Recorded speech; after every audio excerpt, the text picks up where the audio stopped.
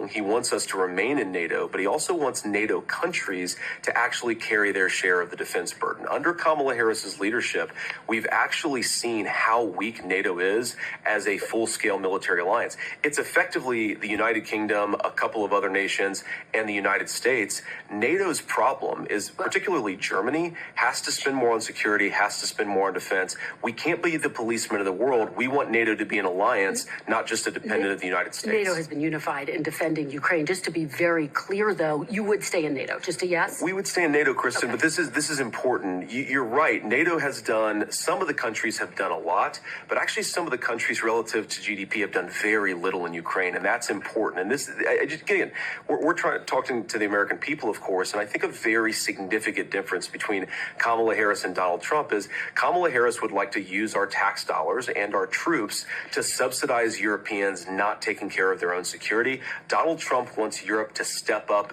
big time to become a real ally of the United States and not just a dependent. Senator, let's move on because you talked about the threat from China. So this week we learned that China was behind a broad hacking campaign targeting the phones of both presidential campaigns, highlighting the threat that China poses to this country.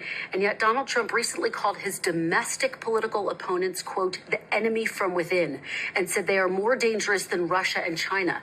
Do you believe that people like Adam Schiff and Nancy Pelosi are more dangerous than Russia and China? Well, I think what Donald Trump said is that those folks pose a greater threat to United States' peace and security because America is strong enough to stand up to any foreign adversary. Do you agree with him? They pose a larger threat to the United States than Russia and China? What he said, and I do agree with this, what he said is that the biggest threat we have in our country, it's not a foreign adversary because we can handle these guys. We can handle foreign conflicts. We can't handle, look, under Nancy Pelosi's long life in public leadership, the United States has gone from the preeminent industrial power of the world to second next to China.